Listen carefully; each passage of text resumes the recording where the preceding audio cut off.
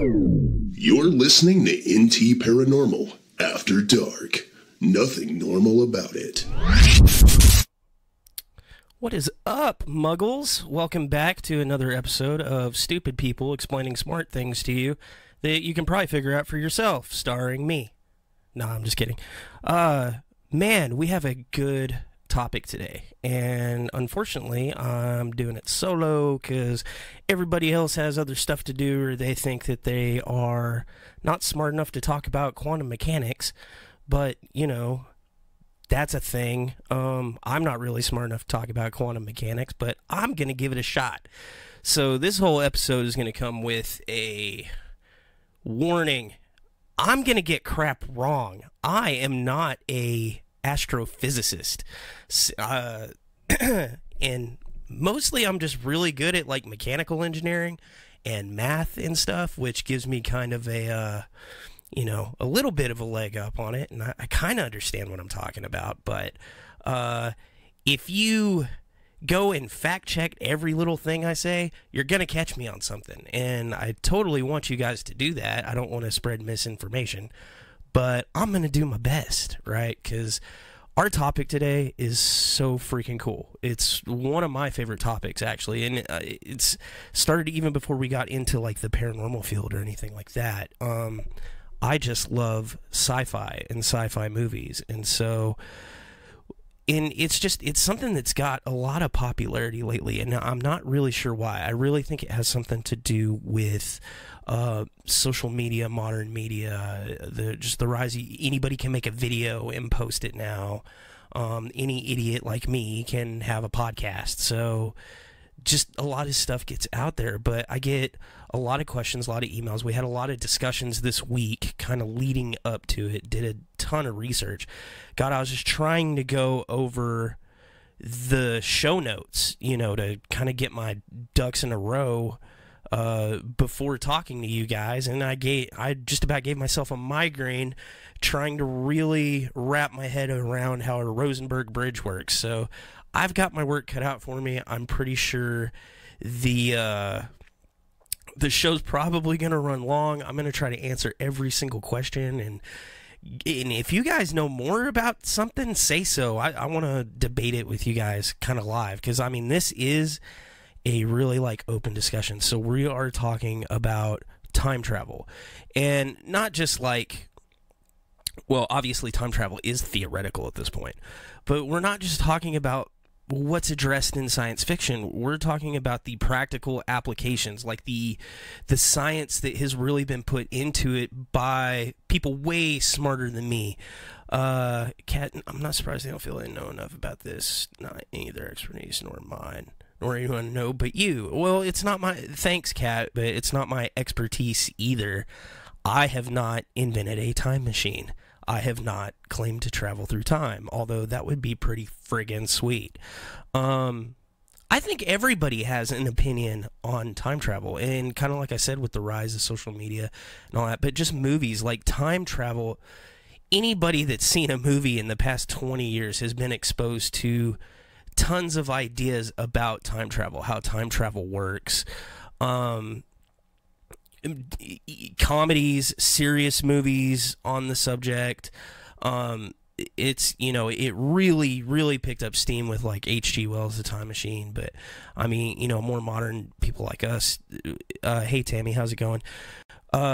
Picked up on it with just Back to the Future, Marty McFly. And, so everybody's got this concept of time being this fourth dimension that we travel through, and always forwards. You have the first three dimensions, which are height, width, and depth, and then time is always kind of considered a fourth dimension. Well, modern day physicists don't really subscribe. That's something that was put forth, by science fiction, by H.G. Wells, proposing it as a fourth dimension, which does make sense, because but time is kind of a construct. It's something that we have created as a measurement tool in our own lives to kind of give meaning for that passage of time, and it's all based on solar cycles. The Earth spins around, the Earth orbits around the sun to make a solar year, and then the galaxy, or the solar system travels around the galaxy, and you have galactic year, you have galactic time, and it's different, and it's a weird concept for people to pick up on when you really start to break it down, right? And there's just like a lot of, I got my cool little graphic going, there's just a lot of misconceptions about how time actually functions. I think if you ask anybody on the street, about time and relativity, they'll tell you that time is relative because they've heard it. But I don't know that they actually understand it. Like, we all know E equals MC squared. We all know about relativity. People are pretty kind of knowledgeable at a common level about quantum physics. Anybody can pick up a book or watch a documentary and kind of learn about this stuff, but does it really sink in? I don't think people really get into like what the math actually means. They kind of get lost in the science fiction of it all. So I kind of wanted to talk about it and untangle that a little bit, or as much as I can, as somebody that's not a astrophysicist, if that's even possible. So when we're talking about time travel, let's be clear what we're talking about. We are always traveling through time. Like, as I talk, as we live our lives, you are always moving forward in time. Every second ticks by. So forward time travel is obviously possible. What we're talking about is moving through time at an unnatural rate. And the thing about time travel is, surprisingly enough, forward time travel is actually covered under general relativity. And you don't even have to break into special relativity and quantum physics for forward time travel. There are conditions that we know of where you can travel forward in time at an unnatural rate. Now, whether or not those conditions can be met, like on our planet,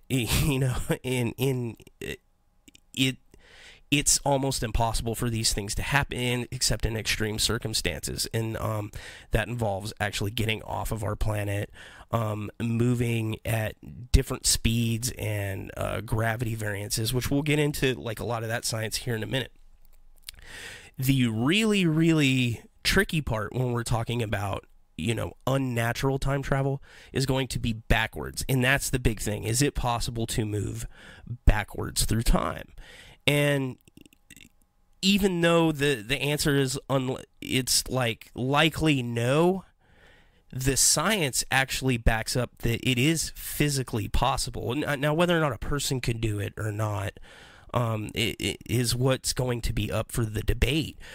But moving backwards in time, there are actually allowances in what we know about physics to allow for this. Now, some of it is in general relativity. A lot of it's going to get into quantum physics and special relativity, and you're going to have to meet certain conditions which are basically not humanly possible, but they can happen. And that's when you start talking about things like faster than light travel, things like that. Let me read some time is relative to the person perceiving it.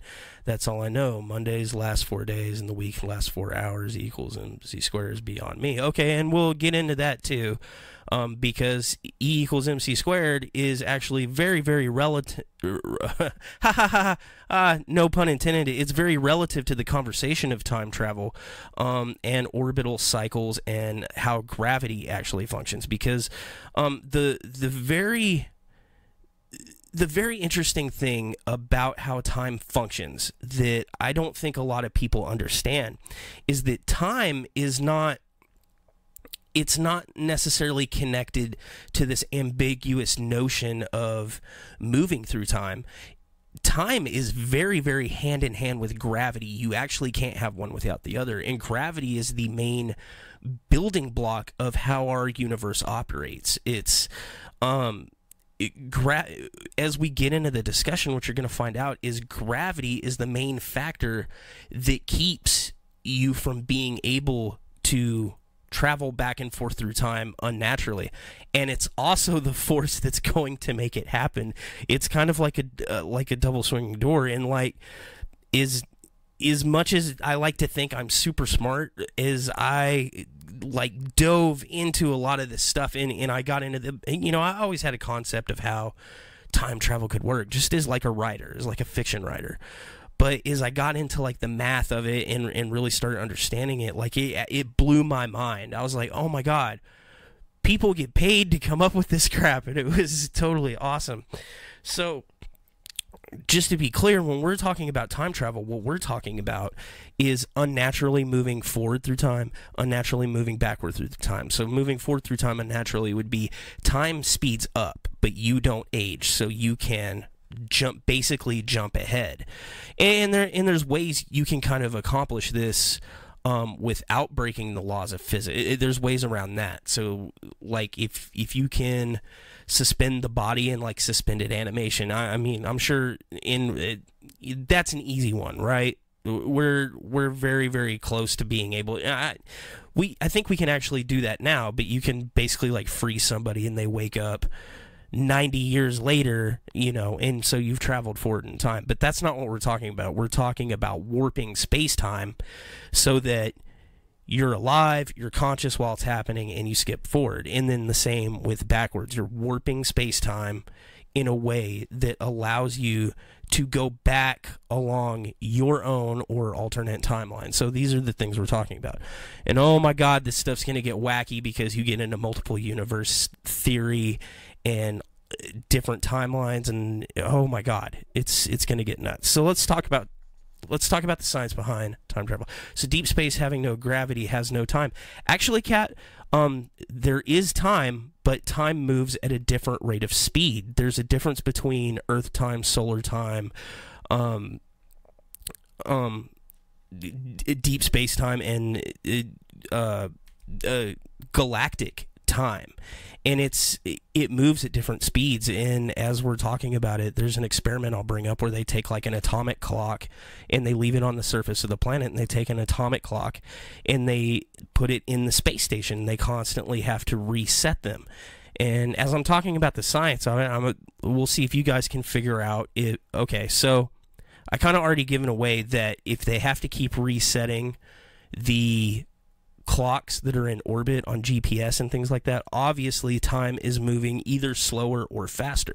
So as I talk about the science of how gravity affects time, I'm going to pause and see if you guys can figure out, would the clock on the space station be ahead of the clocks on Earth if we didn't reset them, or would they be behind? Would they move slower or faster? So it's going to get nuts. And then the further away from the original source of gravity you get, time gets even loopier. And then the pieces of mass you have in there, it gets nuts because gravity affects space-time and how fast time operates and moves. So, all right, I already see some guesses that it would be slower. We'll see. We'll get into it. You might be right. You might be wrong. Who knows? Okay, so the concept of time travel. By the way, I did research that's not on Wikipedia for a change. I went and pulled up like notes, like Hawking's notes and stuff, and tried to like water that crap down. Anyway, so time travel, it's a concept of movement between certain points in time. It's analog movement between different points in space by an object or a person, typically using a hypothetical device known as time machine. The concept of time machine was actually popularized by H.G. Wells with his book The Time Machine. Before that, no one was really thinking of like devices that you could get in to move through time. There were like biblical stories from different religions and stuff of people that had moved through time, but it was always through some sort of allegory, like religious story or whatever, where God had like moved them around, things like that. And then H.G. Wells came along. There was one guy before him wrote another story, but it wasn't super popular, like nobody knows about it. And then H.G. Wells came along and totally popularized the idea of A, a time machine, and B, how one would move through time, where we get this concept of I always stay stationary in my bubble, and then I cease to actually move through the known 3 dimensions, and then I move through only through the 4th dimension, so that I appear in the exact same place that I would be, only forward or backward in time. right? And then this, in reality, this poses a lot of problems, actually. If you move through time, you're also going to have to move through the other three dimensions with latitude, longitude, altitude. Or else you're going to end up in a really funky place like outer space, because of reasons, that's something we're also going to touch on. I always hear them folding time like a piece of paper. This is like a plain sheet you fold over to move through time. Yeah, okay, so the movie you're talking about, I think, is Event Horizon, and I really like their concept of time travel, where they're not folding time, they are folding space, which space, gravity, space-time, it's all related. They fold space. What happens is they end up forming a Rosenberg bridge. And then that actually allows them to move between dimensional space, and then when they come back, because of time dilation, they have moved forward and then subsequently backward through time. So the science is about to get really nuts because it's all theoretical physics, which is kind of my bread and butter, things I like, but, I'm not an expert. So here's the funny thing. Here's the officialness from the science journals, right? It's uncertain if time travel to the past is physically possible. Forward time travel outside the usual sense of perception of time is an extensively observed phenomenon and well understood within the framework of special relativity and general relativity. However, making one body advance or delay more than a few milliseconds compared to another body is not feasible with current technology. So basically what they're saying is the math does allow for forward time travel. If we're breaking down forward time travel, the math allows for it. And there are known instances where it can be observed in nature. Like it's a natural phenomenon that happens where things can move faster through time, and that's kind of what I was talking about with the clocks. But where we're able to observe it as humans, it's in milliseconds. I was typing that question when you said it would appear in outer space. Yes, and I'll get into that because that's kind of like one of my huge revelation talking point things. Equations and math graphics, kinda, sort of. You're not going to need so much the math, but I do have super snazzy graphics coming up as we talk about time travelers and some of the locational problems that you're going to run into. So anyway, let me get to, I had a note here. So forward time travel it's a phenomenon we observe, and it typically happens with things like time dilation, and where that science actually comes up is going to be related a lot to black hole singularities and areas where time-space is distorted because of nearby mass. The closest thing like that to us on Earth is going to be Jupiter and our own sun. They are so massive, and it's not just the size. When you think of mass, you have to think of density of mass, right? So if the densest thing in the universe is a black hole or a supermassive black hole, you have to remember that it was bigger as a star, and then that star collapsed into basically nothing, like something the size of an atom at one point. But it kept its total mass. So it still has the gravity of a star, something the size of a star, but it's condensed into something incredibly tiny, and then it spreads over time. Also, traveling through time would only be half the problem. The planet is not only... I'll get into that in a minute. Spoiler warning. Barely understand the words. Sorry, I'm trying to break it down, dude. I'm trying to get through some of the science, so I'm legit before I start really just blasting some of this stuff. So forward time is observed. Some backwards time travel is theoretically observed in things there's a theoretical particle known as the tachyon particle. It's never been proven to actually exist, but it's so small you wouldn't see it. But the thing is so you have atoms, you have neutrons, electrons, you have all these things like swirling around, right? So a tachyon particle in theory would be similar to this, right?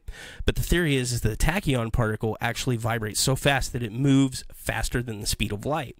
And when you get into the laws of relativity, anything moving faster than the speed of light would appear to be moving backwards through time. As you approach the speed of light, things dilate, but as you cross that threshold, suddenly physics start to work different, because you're breaking one of those regular physics laws, and then you get into special relativity. Tachyon particles move faster than the speed of light. So if you were observing a tachyon particle moving around, it would always appear to be moving backwards. Okay? This is one of the things that's kind of essential to some of the ideas on how realistic time travel would actually work. These would be, and the only way a particle can move faster than light would be if a particle had a negative atomic mass, or if some kind of element had a negative atomic mass, which means that not only does it doesn't just have zero gravitational pull or gravitational effect on space-time, which I'm going to kind of show how that functions in a minute, but it has a negative effect on it, so it would actually be moving backwards, not forwards. So that's a totally weird thing that they're kind of talking about. Some theories, most notably special and general relativity, suggest that suitable geometries of space-time or specific types of motion in space might allow time travel into the past and future if these geometries or motions were possible. In technical papers, physicists discuss the possibility of closed time-like curves, which are world lines that form closed loops in space-time, allowing objects to return to their own past. That's where you end up with these like weird paradoxes and rules and things, where if somebody comes back in time, they could alter it, and then they could end up creating a paradox closing this loop, where like it's the grandfather paradox. And if you watch Futurama, Fry's his own granddad, right? So the past can't exist without the future. You end up with these paradoxes, and then nature just totally falls apart. And these are things that science fiction has really driven home for people, and that's kind of one of the main reasons that human time travel, at the very least, is considered completely implausible, because we would, if it was possible, at any point in the future where we traveled back due to the butterfly effect, we would have destroyed our own universe, right, already. And the only way you survive that is with like a multiple universe theory, where every time you alter something, it creates an alternate timeline and leaves the original timeline intact, and then you have an infinite number of universes, right? Hawking was he really loved the idea of time travel, but the way he saw it is it just totally wasn't possible. And he had problems with the causality and all that, and he proposed a theory that even if time travel was possible, basically the laws of nature would correct it, like everything would correct itself in its own way. So even if you went back and you did something stupid like kill your own parent, so that you could never be born, so that you would never be able to travel back and cause one of those paradoxes, the timeline would find a way to correct itself. And there are various scenarios where that happens. So something like dark matter, antimatter. Yes, except antimatter will still have atomic weight. The only difference is that it's a negative charge. So the only thing that would exist within antimatter, it would still have an atomic mass of 0 to infinity, only it would be negative matter. So it still exists. It still has the same weight and mass. It's just a polar opposite. Just like you have your North Pole and South Pole. The South Pole is just as strong as the North Pole. It's just the opposite. You could actually change if you change the magnetism in a compass, it would point south just as strongly as it would point north if you change it to repel rather than to attract. So without getting too technical in it, kind of like antimatter in the fact that it's opposite or negative. Negative matter would probably be a better description than antimatter. But you are on the right track. Dark matter also has mass, because dark matter, we can't directly observe it in space, but we know there is dark matter in space that has a gravitational pull. To have a gravitational pull, you have to have mass. So we know that dark matter can have an atomic mass assigned to it.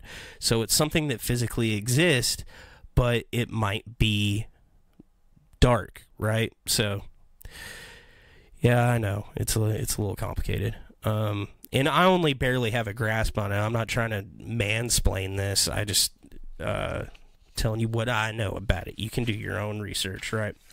Okay, so ways that we can naturally time travel without a time machine, although you might need a capsule or something.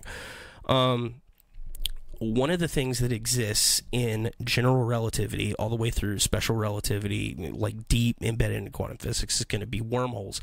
Wormholes are created by distortions in the gravitational field. It's so strong that it basically makes an entry point and an exit point. And when you pass through it, not only are you basically folding space like Kat said earlier, but the gravitational pull is so strong that time is going to dilate because gravity has such an effect on time. Man, I know I pulled up a diagram of this, and let me look it up real quick. Oh my gosh, no. Don't mention me in a comment. What are you doing? Okay, so check out this like little graphic here. So apparently I did my slideshow out of order is what it is. I had planned on talking about this a little bit later. So in getting really excited about all my notes, I actually did my show completely out of order. I was going to talk about time travelers first, I guess. So time-space, think of it like a grid or like a mat, right? And if there's nothing that has mass anywhere around, it's just going to lay flat, and everything's just going to move at a normal pace, right? Something that has mass is going to kind of dip into that bit of time-space, and as things move around it, like closer and closer to it, it's going to move faster and faster. As it gets further and further out from a gravitational source, it's going to move slower. So the best concept of this is seriously Planet of the Apes. I hate to say it, but they rocket like straight out, right? And they leave Earth's gravitational pull, and they go further and they go further out. And I believe in the original script they were supposed to go to Alpha Centauri or whatever, but they get like so far and they hit a return trajectory course, and once they get back to Earth, they're in the future. Well, it's because as they get out, time moves slower and slower for them, but time on Earth continues to move faster and faster. So when they get back, it's like 500 years later, or whatever it is in the script. We can't see dark matter, hence being dark, but we have been able to observe its gravitational effects. Like Ashton said, black holes, even still, there is much more gravitational influence in the void than there is matter to account for. Yeah, that is correct. It's more so like black holes are an anomaly. They are these big gravitational vortexes, and like this little grid that I'm showing right here, right? So it shows the Earth, and it makes like this natural dip. So if you take the Earth out of that picture, but you leave that dip in there because there's something the size of a chickpea sitting in that little dip, then you kind of get an idea how a black hole works. It still has the mass and the density of something larger, but it's tiny. And so we don't understand how that works.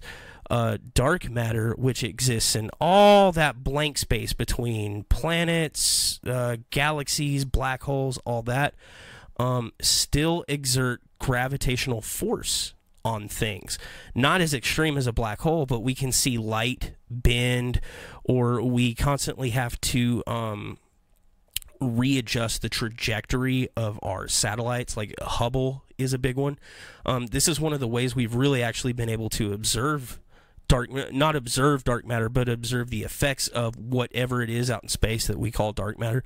There is just gravitational force or gravitational waves out there that aren't pinpointed as having a source, and this is attributed to dark matter. And we've kind of thrown around the idea that we could travel, if we could harness that, then we would have like an infinite, we could make like a dark matter drive, a gravitational drive that would allow us to kind of move freely around the galaxy using dark matter, because since it's always there, you'd basically be able to scoop it up with the front of your ship and kind of shoot it out of the back, just in kind of layman's terms.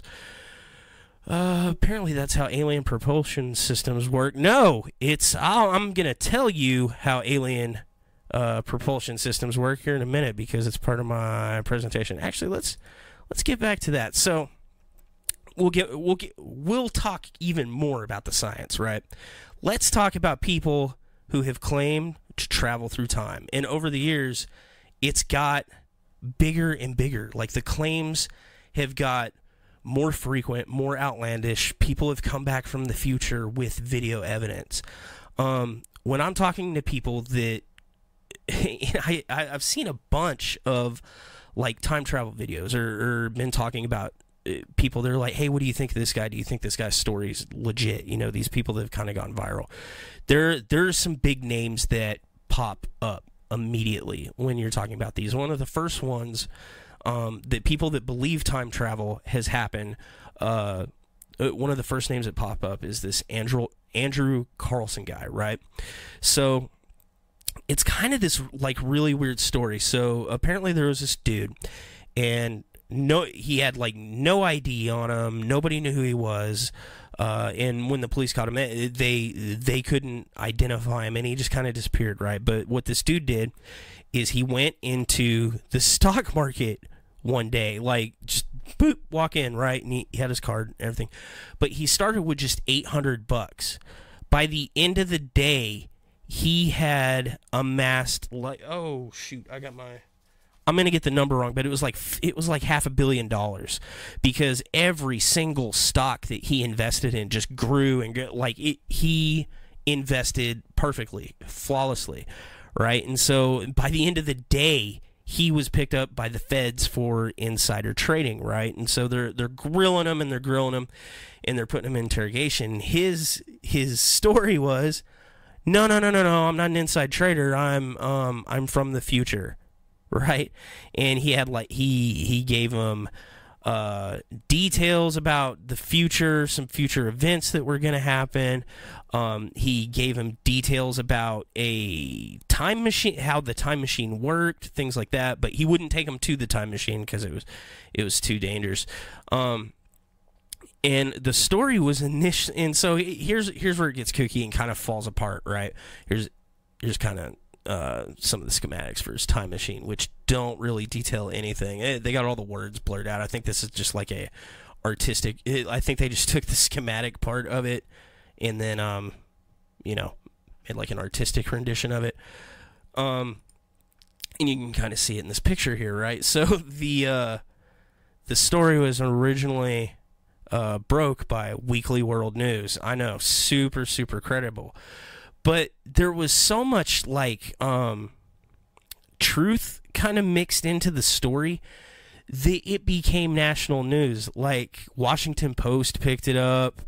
Like all these different credible news sources just kind of spread it around. 350 million off the stock market in just 2 weeks. Okay, so I did misquote that, but I think a lot of it was made in just like one day. They ended up picking them up. I don't know why I didn't look at that when I was saying it earlier, but the story spread around, and the details of what he was saying about his time travel was supposed to be super, super credible, but they couldn't couldn't warn us about. Yeah, no, I wish he would have warned us about the Kardashians, but there were parts of the story that like meshed up or whatever. So anyway, supposedly the dude just like disappeared off the face of the planet.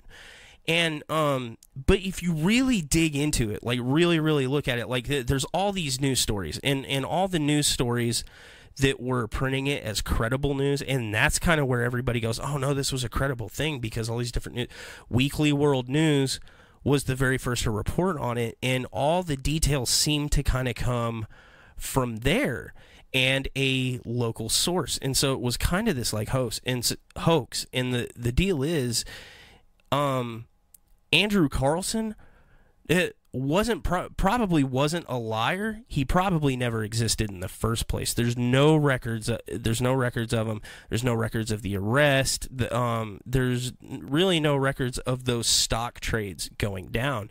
So a lot of people that point to this as their kind of, oh no, there could be people from the future traveling back and exploiting our system. Kind of point to that one as like one of their smoking guns, and that one is like one of the more easy ones to debunk, because you go back and there's just really no records and then you look at the designs, and I mean they've got the picture going on here of him in the time machine, which doesn't match up with the story that he wouldn't show him where the time machine was and stuff. So there's a lot of inconsistencies, and it all kind of goes back to this like tabloid gossip thing. So it's like one of those examples of, you get kind of like the conspiracy guys that just have really, it's not that they're stupid, they just have really bad sources. And it's just this kind of repeat of information that makes this like urban legend thing. Okay. The next big one, and this is the huge one, and you guys can Google it. Like if you Google real life time travelers, this is probably the first name that will actually come up, and that's John Titor, right? Now, John Titor was it was a national story. It's like a well-known thing, but it was really super low-key, and that's what kind of made the whole thing believable. And even reading it now, like there's a lot of it that's kind of debunked, but there's so much kind of like weirdness involved in the whole story that even mostly I think it's a load of bull, just kind of like this viral marketing thing to make money. But there's some really interesting kind of factual stuff in here, right? So let me pull up my notes so I don't get any of this wrong. So John Titor's name just like magically during 2001 just started showing up on bulletin boards and posters claiming to be an American military time traveler from the year 2036. He made numerous vague and specific predictions regarding calamitous events in 2004 and beyond, including nuclear war, which none came true. Subsequent closer examinations of Titor's assertions provoked widespread skepticism, inconsistencies in his explanations, the uniform inaccuracy of his predictions, and there was a private investigator that looked into it and kind of figured out some of the hoaxness to it. But the thing is some of the ways that he kind of pre-explained away some of the like inaccurate predictions were kind of genius at the time, because he was talking about some like mathematical theorems and stuff that weren't just really common knowledge at the time. They hadn't really they hadn't really been written in scientific journals. So if the dude was hoaxing, he was actually a really intelligent person, right? So the symbol I've got showing up here, this is supposedly the he said he was with the time traveling military, right? And he said time travel was actually invented by GE in a like around 2003 or something like that, and he was from 2036 and he had traveled back. And the story was so weird. And he had posted on a bunch of like forums under an alias. He had faxed Art Bell at the time, and his story is that he actually came back in time to get what's the motto of this? He needed an IBM 5100 computer, which was at the time a legacy computer even then. Now it's like ancient freaking history, right? But he said that his granddad had actually invented this computer, and he gave out some specifications and things that this computer could do that weren't common knowledge to the general public. It was never advertised as being able to do that. It was super old. But he said the framework of something going on in 2036 was based off of this machine, so he had to come back in time to get this computer so he could go forward in time to go debug this problem that's coming up, right? The other thing that was really, really interesting is he gave, in like the other guy, he gave out specifications for how his time machine worked.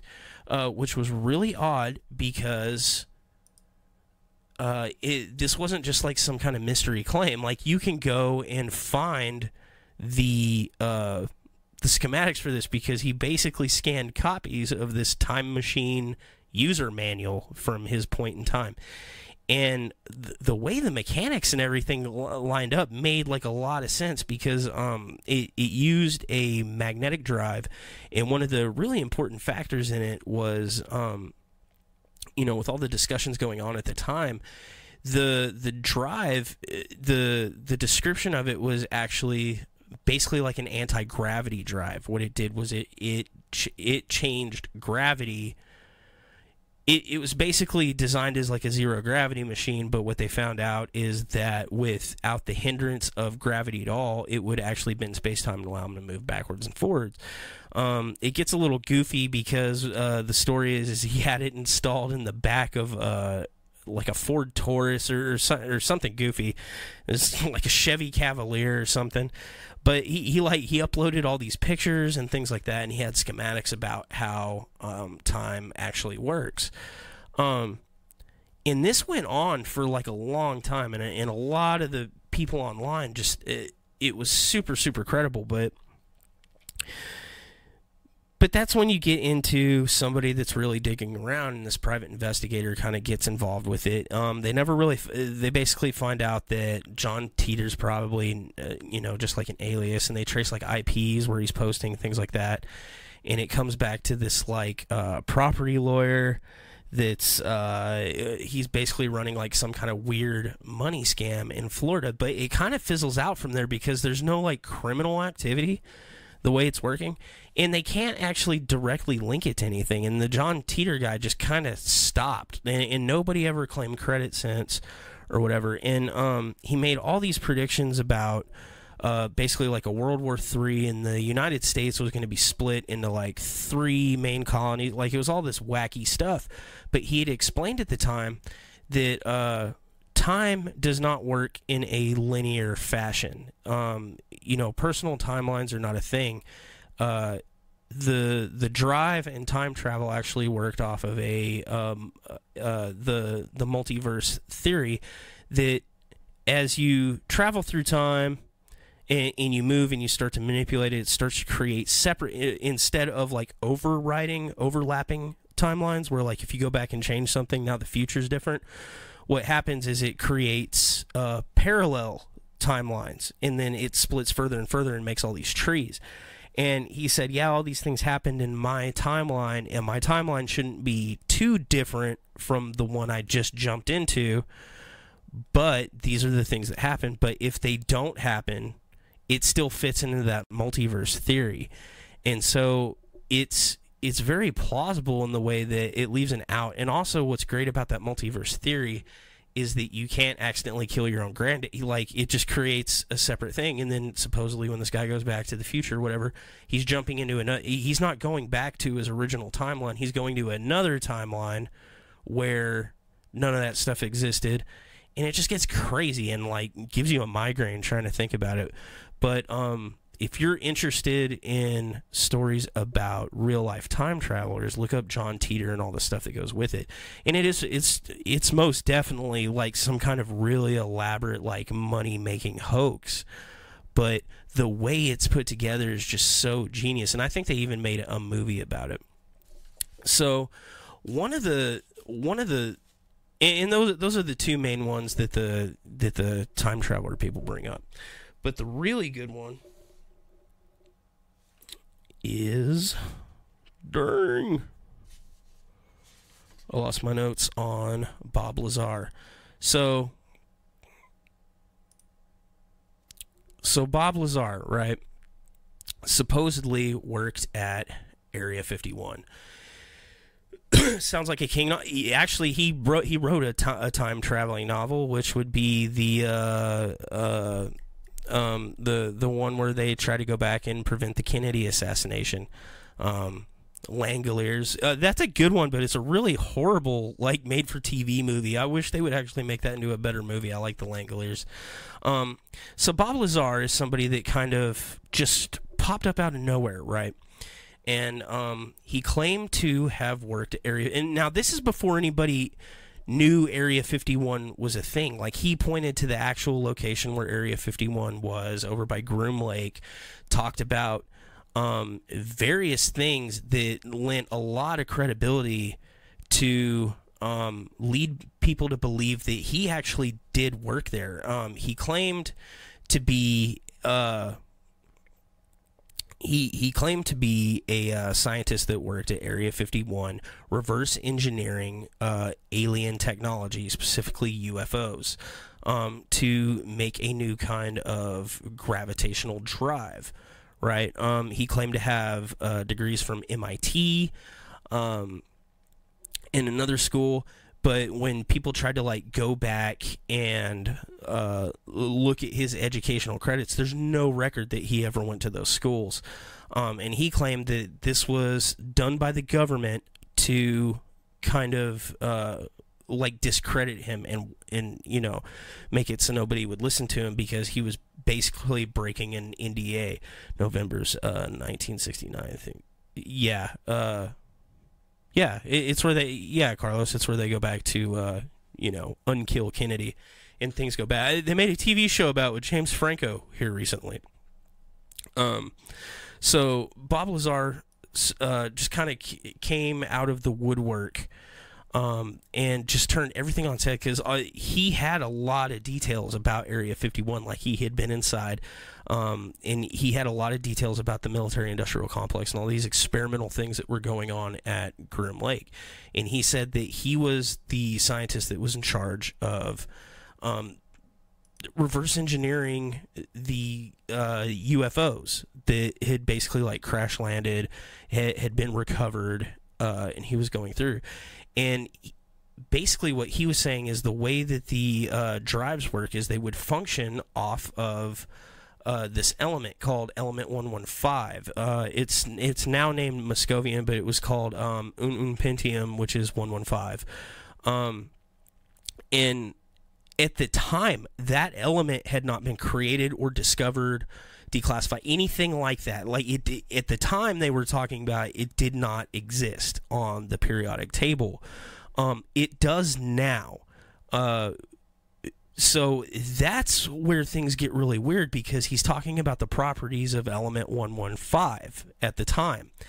And he was saying that it actually had properties to it that could warp or bend space-time to make faster than light travel possible, and hyperspeed possible, because things that were using this as an element in their energy source did not actually have to travel from point A to point B. It actually stayed stationary and warped space-time. So at the time, element 115 was not a thing. It hadn't been created yet. This is a synthetic radioactive element, and 115 is the atomic weight of it is very heavy. It's one of the heaviest elements, top 5 heaviest elements actually. It's man-made, and as far as we know, not according to Bob Lazar, but in like reality for a second here. Let's pretend Bob Lazar doesn't exist. We've only made 5 atoms of it, right? You have to make it with a hadron collider, and the only 5 atoms of it, they're just for like experimentation purposes to see how the world works. But during those experiments, we actually made 5 new elements to add to the periodic table. So it's really, God, it's so crazy that somebody in the late 70s, early 80s just comes out, or I'm sorry, I think it was the early 90s, just comes out and starts talking about this thing that isn't even out yet. And he's actually talking about, when he goes into the math and the things like that, he talks about the actual properties that later, when element 115 was created, and like what we know about it kind of matched up, which is crazy nuts. Now, that doesn't actually mean that his story is completely true. It just means he was able to educate himself enough to figure this out. So is our current element 115 the same element that, yeah, see, that's what I'm kind of explaining. There are different properties. It doesn't match up exactly, but a lot of the things with his math and what he was talking about with element 115 were right on the money. And that's so crazy to say. Because Bob Lazar ended up being like badly discredited. He probably never worked at Area 51. The guy was basically bankrupt at the time. Like, it was this big kind of story, and it kind of, the way it all unfolded, it was another one of those kind of like money-making schemes. The guy is obviously very, very well educated, but when you go back and look, the story that he was weaving kind of fell apart, right? So all the element 115 stuff, apparently those atoms were unstable and degraded really fast. Yeah, and that was one of the things that he was talking about, that it was unstable and would and degrade really fast. So the drive he was talking about would perpetually create it, and since the mass is so heavy on it, that was supposedly what warped space-time. The E115 was supposedly the stable version of it. Yes. Oh, well, kind of, sort of. Like, when you get it, if you really look into it, he made a more stable version of it, but it could, like, self-perpetuate itself, which is kind of nuts, because you would have to have alien technology to do that, because it breaks the first law of thermodynamics, which is not being able to create energy from nothing. Right, you would be getting into alchemy at that point. Thermodynamics says that you can't destroy energy and you can't create energy. Everything kind of like is secular. It comes from something, right? But when you get into the guy's personal life, like the whole story part, not the science part of it, but the story part of it really suffers and falls apart. So the guy was he was totally broke. He needed money. All this stuff kind of came to light. He owned like a company where he basically sold like UFO hunting equipment, like Geiger counters and telescopes and things like that. And then later on, the dude was arrested for he was installing cameras in a bordello that he owned in Arizona, I think, or whatever. He ended up getting a restraining order from his own bordello, where like he turned out to be kind of like this like weird sort of sleazy guy or whatever. But you still have these like weird kind of things that line up, and it's like, because a lot of the information that he had seemed to be based on legitimate classified information. And given when like they looked at his education and stuff, like, okay, so there were no college records, and maybe the military expunged those, right? Even though the school said, look, this is entirely not impossible, because the guy didn't show up in any yearbooks. No one remembered him. None of the teachers from those years remembered him. He couldn't even remember what year he got his master's in engineering or whatever. Like, it was real sketchy. And then they went back to like his high school transcripts where he did his SATs, and they were really low, or not really low, but like really just average, or like C, like he made like C pluses, right? Which is fine. You can get into college with C plus, but not MIT doesn't usually take anybody that's not the top of their class. Like they would have to present some kind of project to get in, things like that. And they just had no records of him, and none of his early school transcripts really showed that he would even be eligible for those sort of things. And the only record of college he ever took was like some like very basic science courses that he took in night school. So it was really sketchy, like where this guy kind of came from, and there was really nothing to indicate other than the presentation of the element 115. And it was really hard, and it was, I don't know, maybe it was easier to swallow before we learned more about element 115 in reality, because it was all kind of made up at that point. It's like, oh, that's really cool. And then we learn about moscovium, and not everything lines up. Like it is something that could possibly be used as a fuel source, because it's in that same elemental weight as plutonium, and it's highly radioactive. But it would be considered a synthetic, like heavy metal sort of thing. So it's not really something that would readily make fuel, and it definitely does not show the properties of being so heavy that it warps space-time around it. Or at least that information hasn't yet been released. So that's one of those. It's just one of those really cool things where. Go look it up. Like I can't even begin to get into in depth about how awesome all those stories are, even though they're probably all hoaxes.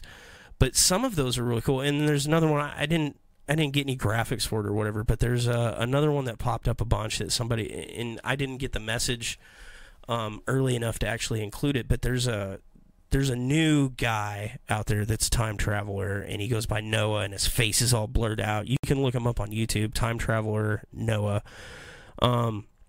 Supposedly he went to the future, took video of the future, brought it back, played it for us. Super legit. I watched it.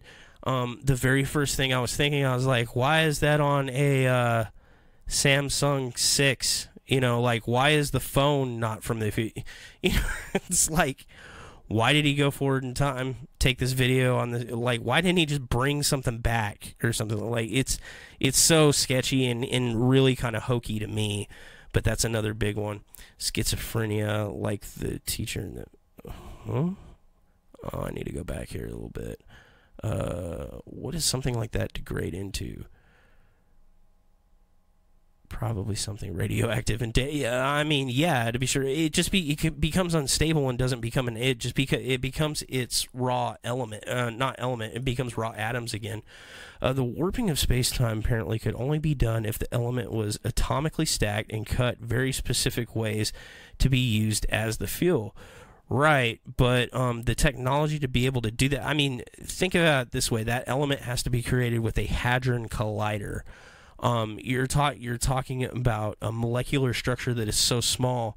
How, other than splitting the atoms by smashing them, there's really no way to do exactly what he was kind of saying before.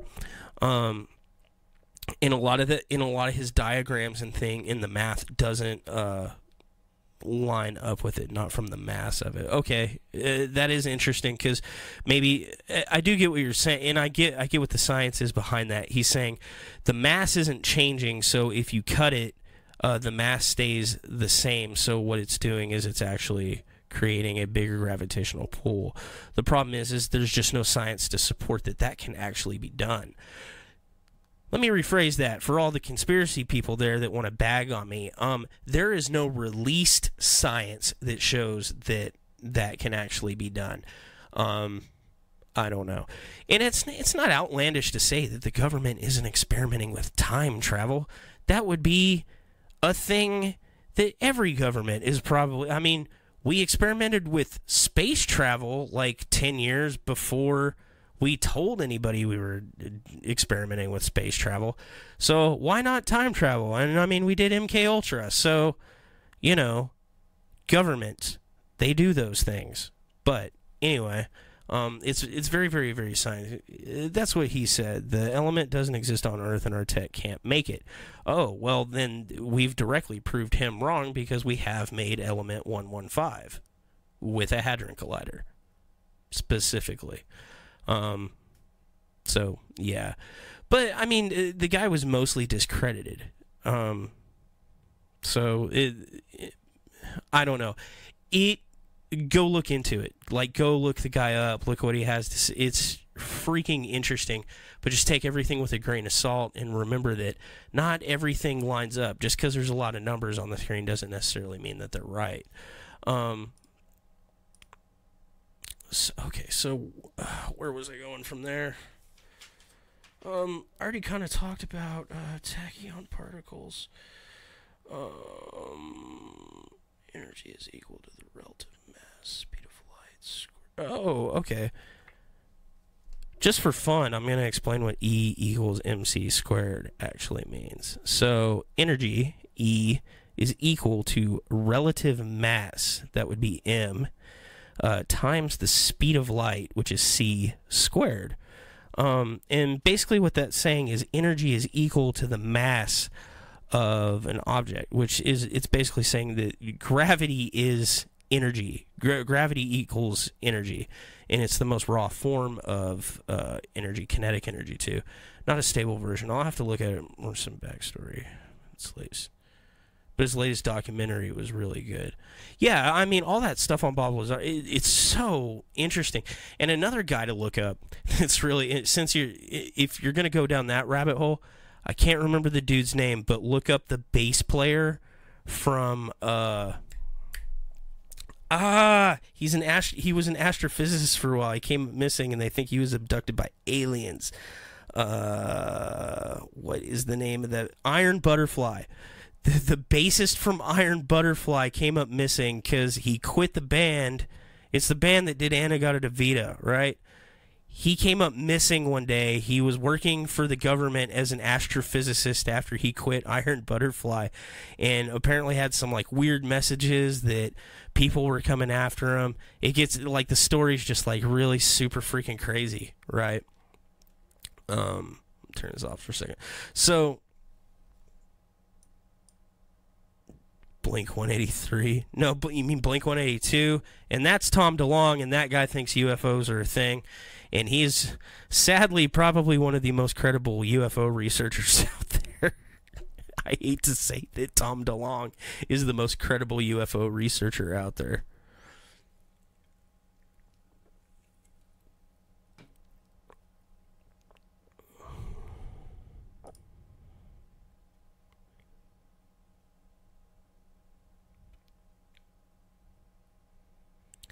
Am I streaming again?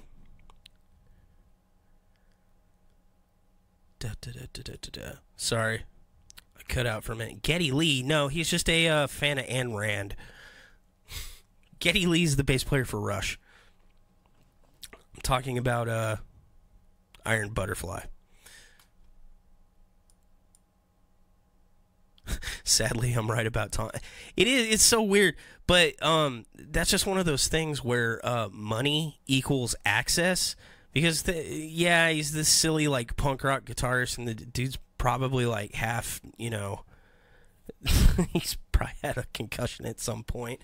But he's got a lot of money, and his passion was UFOs, so he gained a lot of access to people that had access, and now he's apparently knows a bunch of classified information because he's like friends with people that ran the original Project Blue Book now. So yeah, he is probably one of the most credible UFO researchers out there, and has at least 5 #1 hits about like sharding his pants. That's just, kind of how it goes. Okay, so how does space-time work, right? E equals mc squared, and that is basically what I was talking about before. Energy, or energy can be translated to gravity. Gravity is energy. Energy is gravity. Okay, just kind of get that through your thick, meaty heads, people. Okay. Mass has an effect on energy. The greater the mass, the more energy that is present, right? So we're talking about this like big space-time grid.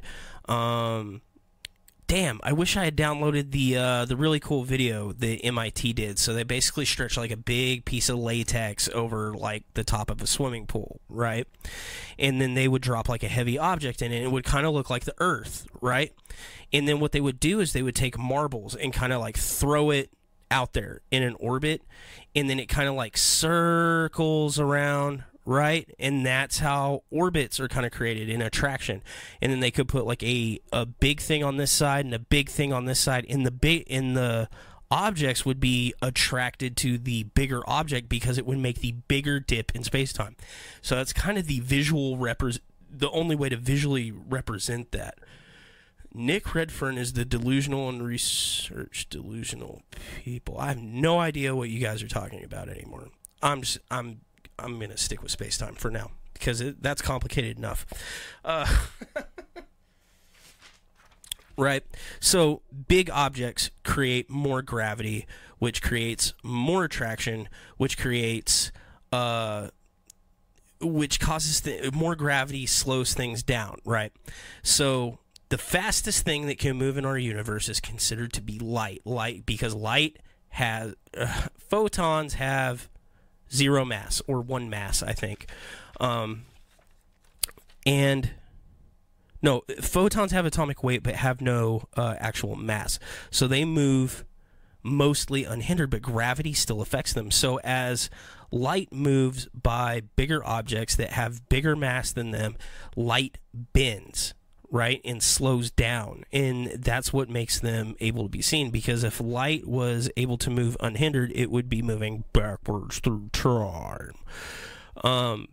And so we're getting into these like really weird concepts that are like really hard to explain. So I'm just going to throw out a bunch of like crazy facts that are going to make your mind explode.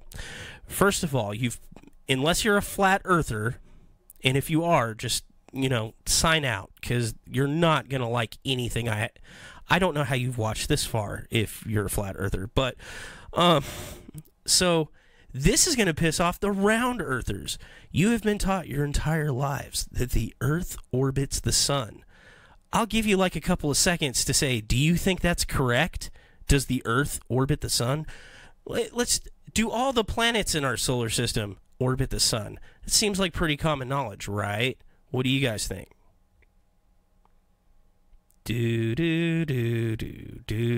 Right? The answer is no. The planets, the Earth, they don't orbit the sun. Earth does not revolve around the sun. Planets and sun are orbiting the center of mass of the solar system, in which the sun has the tightest orbit. People think of the Earth or the sun is being in the center and totally static. That's actually not true. The sun is actually also in orbit around a very, very, very, very, very, very tiny thing near it that is creating a center of mass that all the things are attracted to. And it just has the tightest, fastest orbit.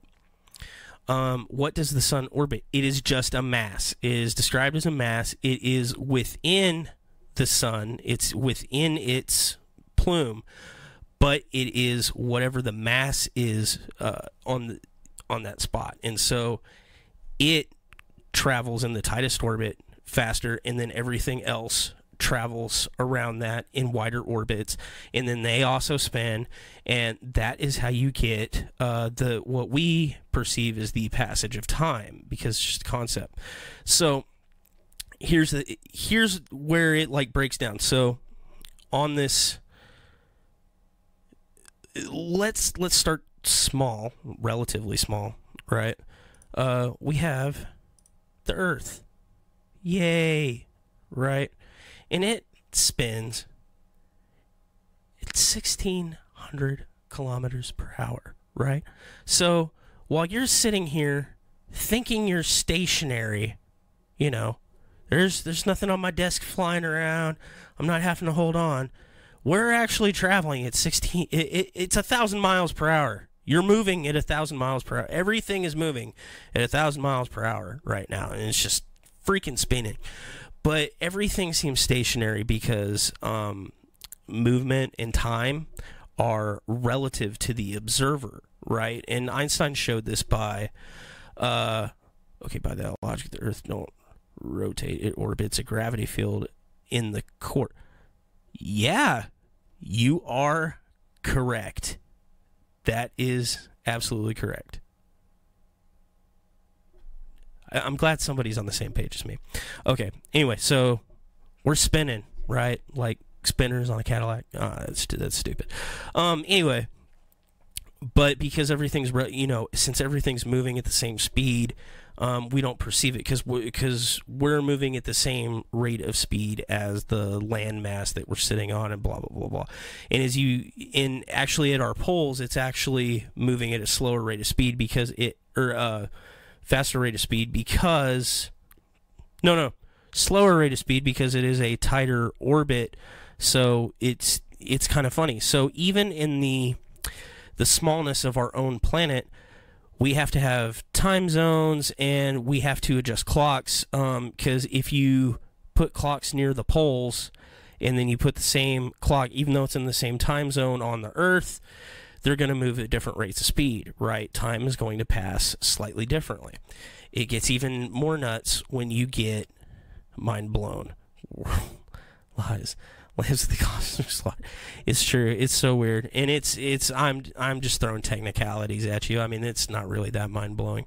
It blew my mind though when I was looking up, how to calculate orbits, and it's like the Earth does not revolve around this. Like the main headline for it or whatever was Earth orbiting giant mass, blah blah blah, does not orbit the sun. I was like, what the F is happening? But so because of relative motion, we don't perceive anything as moving, and that's very, very important because once we get to another planet, right, you have all these awesome planets in our solar system. Oh, look, I can point to things, right? And so here's Mercury, Venus, Earth, there's us. You get to the very next planet out here, which is Mars, right? It has a different gravitational field. It's a slightly smaller planet.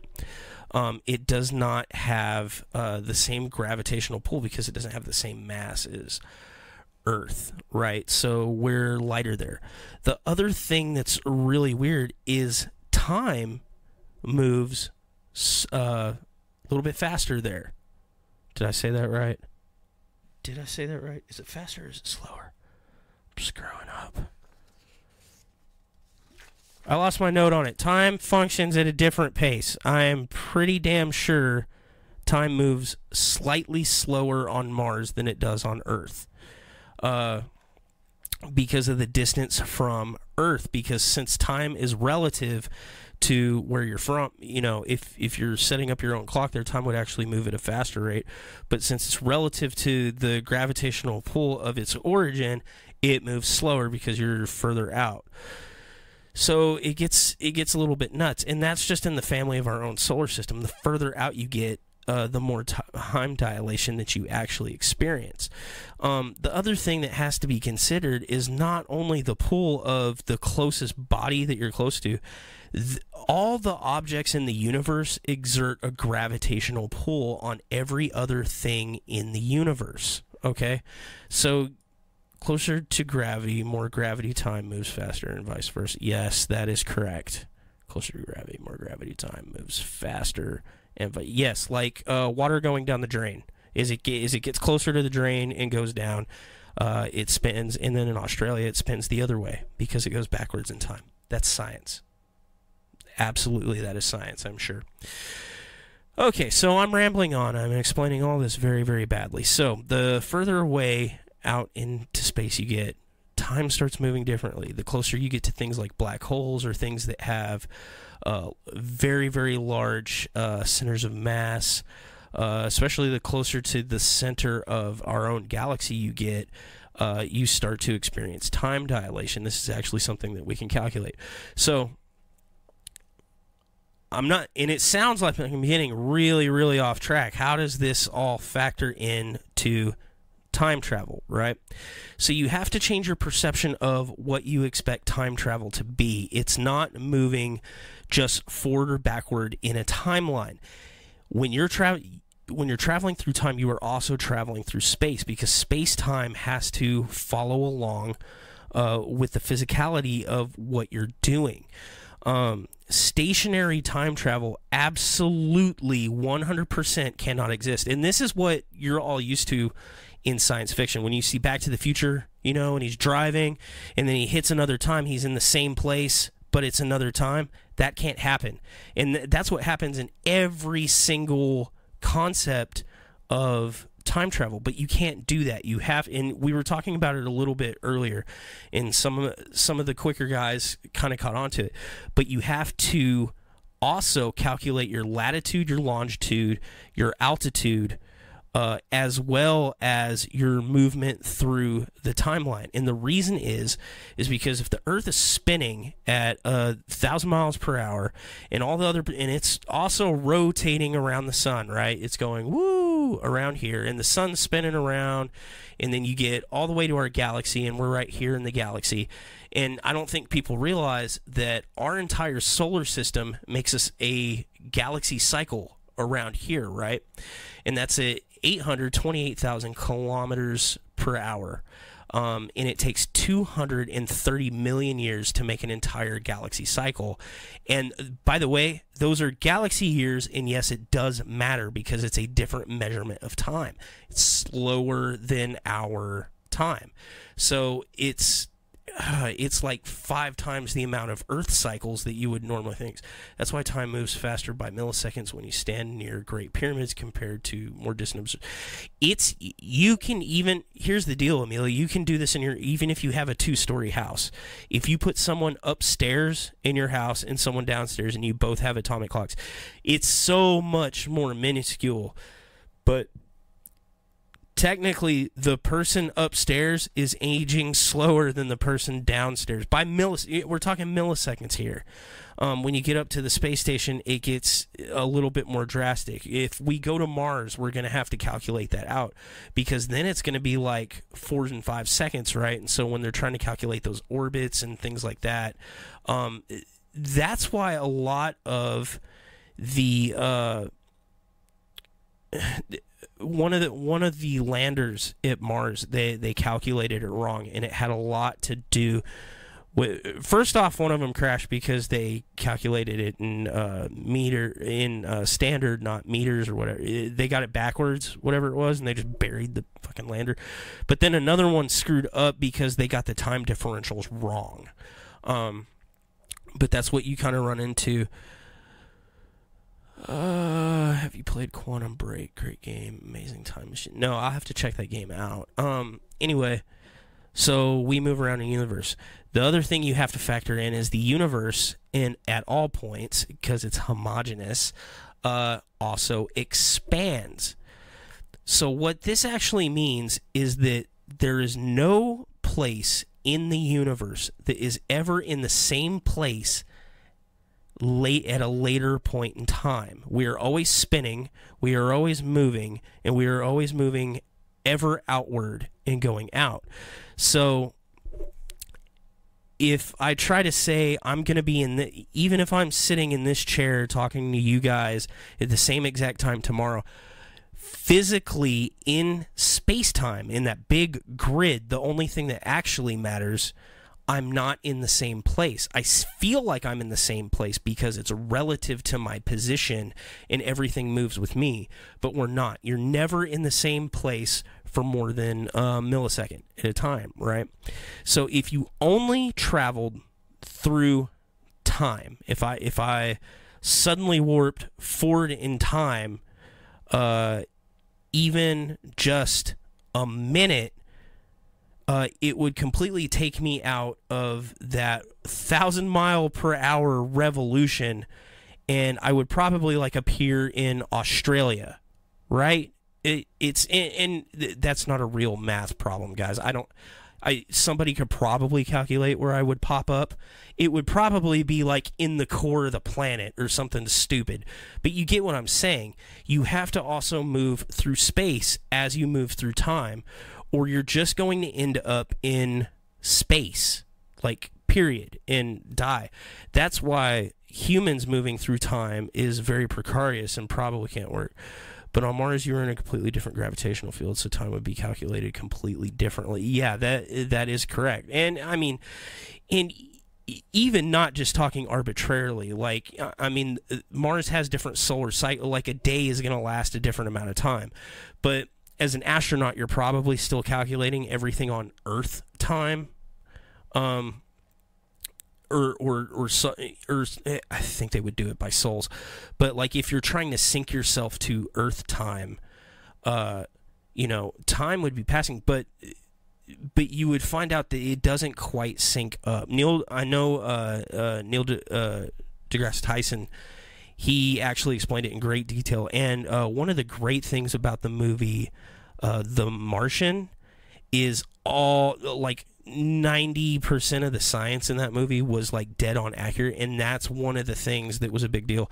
There's another really good movie called Interstellar that did a great job with dealing with how time dilation works, because they actually go to a planet that's circling a black hole and they think it's viable, but they get on that planet and weird stuff goes down, and they think they've only been down there they have only been down there like 4 or 5 hours, but when they get back to their space station, which is further away from that planet, which is further away from that black hole, like 20 years had passed for the person that was still on there, because relative time kind of kicks in. Isn't that why they couldn't make transport from planet to planet? Hell yeah, that would really screw stuff up. I don't even know how you would do that. And, like, you get into this weird theory, right? So you have to think of things in relative terms. So one of the problems with, if you think about falling into a black hole, you would never make it, and you would never be perceived as making it, because some part of your body is going to be closer to it than another part of your body. So, like, if you were flying at it like Superman, like, your fingers would get to the black hole before your hand got to the black hole, before your elbow got to the all that. And so you kind of like stretch out, but because of the way space-time works, what actually happens is you're actually going to perceive yourself as just being suspended in time. Well, really, your body's going to be like crushed and put in, like, condensed to a single atom, but that's a completely different thing. And so, since time is relative to the person that is perceiving it, that person would appear to forever be going to the event horizon, right? And it's these weird concepts that kind of debunk whether or not time travel could actually be a thing, but the math does actually exist there. So it gets totally nuts. So the human body could probably not survive. To be able to travel through time, you're either going to have to increase gravity to the point of a black hole, or decrease gravity to the point that mass can travel faster than light, which the human body can't survive that. That's why you need a time machine or some kind of vessel that can protect you from that, and then your body would be moving in relative motion to that machine. So going off what you said about the time dilation in Interstellar, what would happen if those two locations were in constant communication in some way? They would constantly be out of sync. Just in the way... Yes, you would, and Julie said you would never catch up to yourself. Exactly. Okay, so it's a real thought experiment, because this isn't something we can do. But we can see how it works, like when we sent people to the moon, or we've sent people into orbit, right? So the communication is completely out of sync. We send a message, and it takes an enormously laggy amount of time for stuff to come back. And it's not just the distance that the signal has to travel, it's because time is like slightly different. So everything's off by a few milliseconds.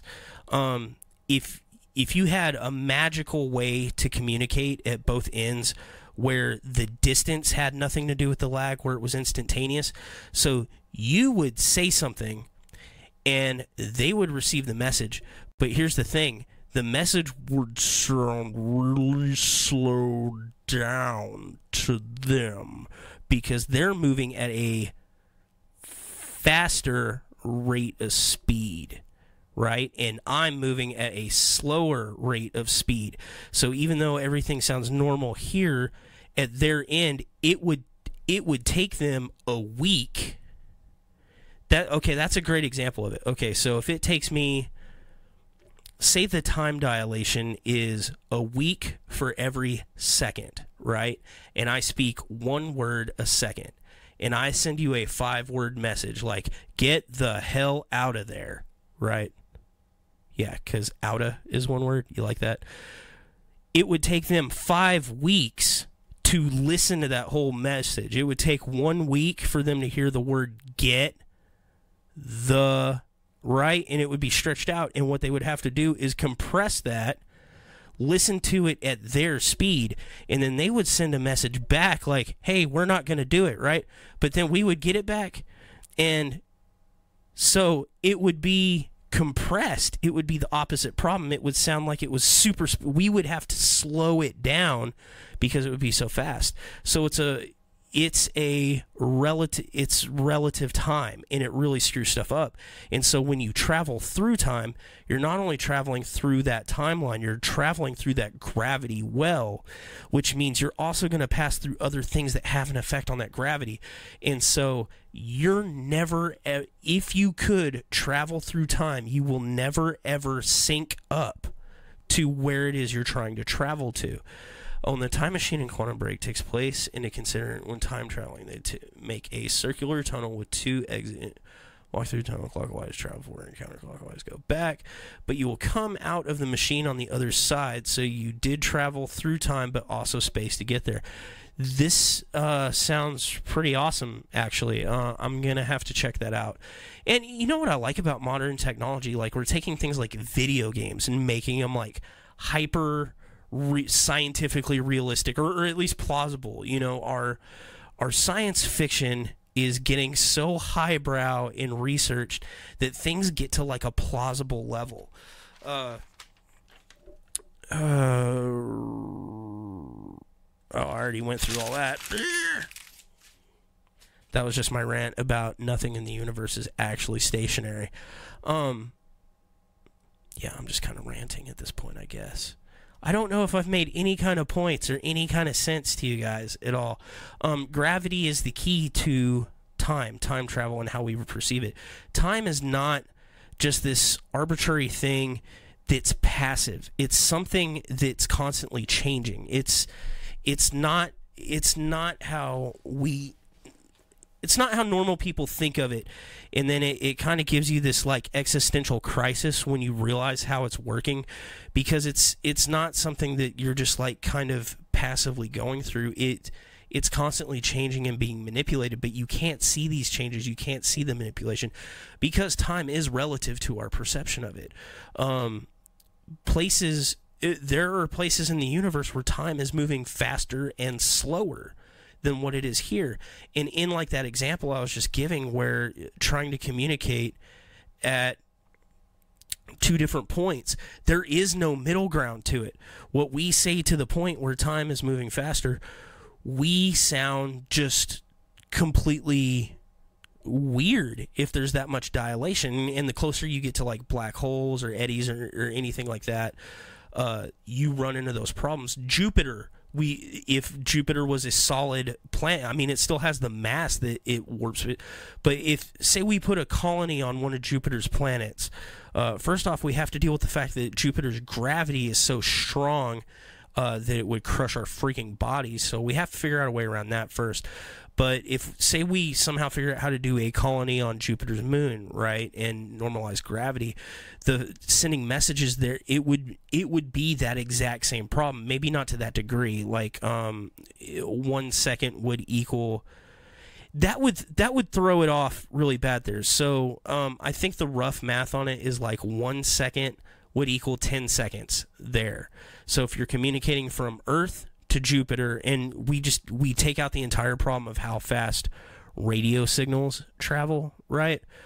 All our words are going to have to be they're going to have to play everything we say at like a 10-second faster pace, right? And then they have to take the time to do all that and then send it back. And then by the time it gets back to us, it's going to be at 10 times normal speed for us, even though it's not for them.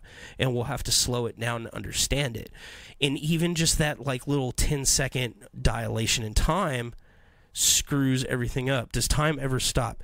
The answer to that would be you would have to have zero mass, which does not exist.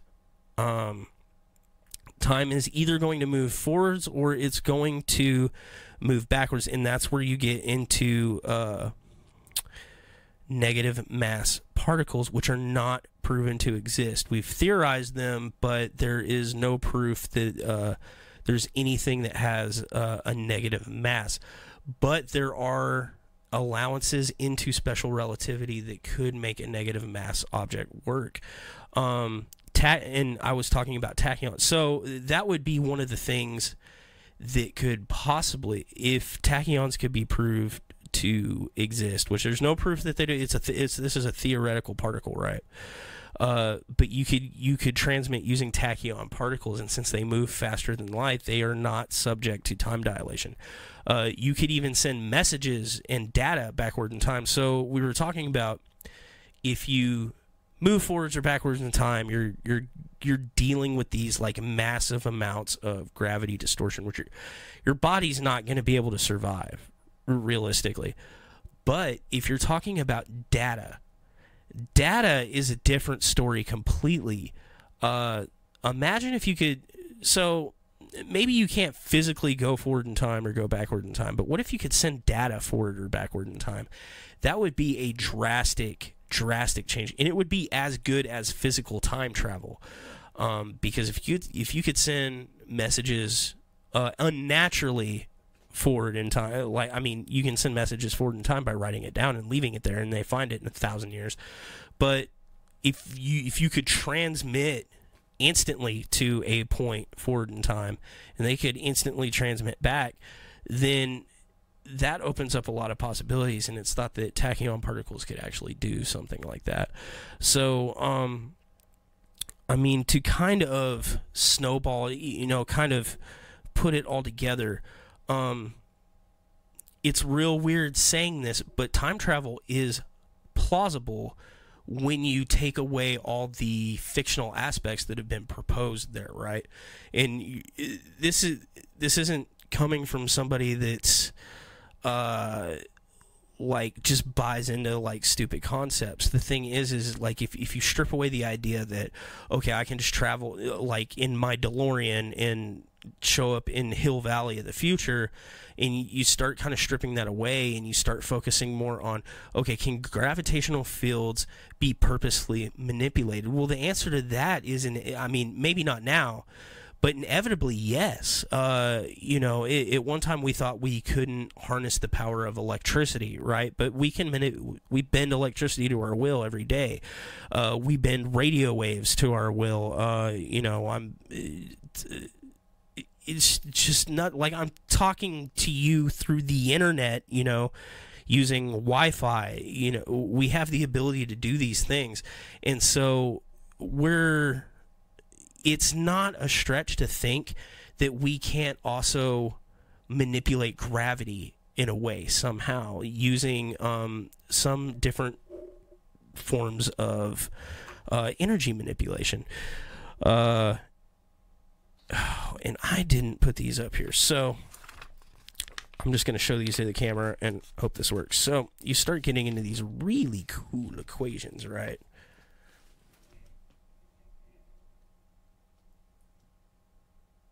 So you can kind of screen cap that if you're really curious later.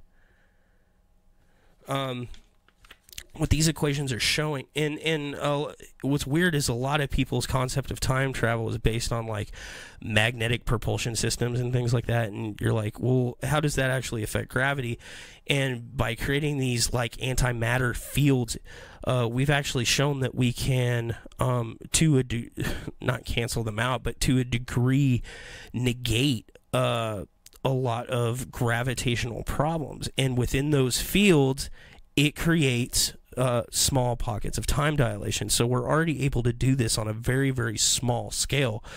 And it's not for the purpose of time travel. It's for other different experiments, but it's kind of those building blocks that gets us there.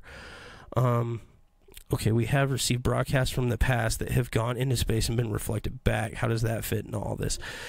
Well, that's not a time travel thing. That is actually just radio waves bouncing back and receiving the old broadcast. But I mean, even the way our vision works is affected by the way time-space works, right? So the farthest points we can see out into the universe with like radio telescopes gets blocked out.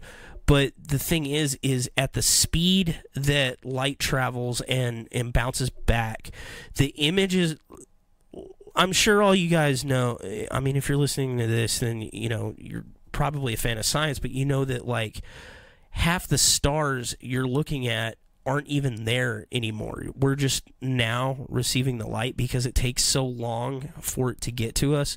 So by the time we actually see a star dying or like, snuff out, it's actually not happening like in real time. This is something that's unfolding into our past.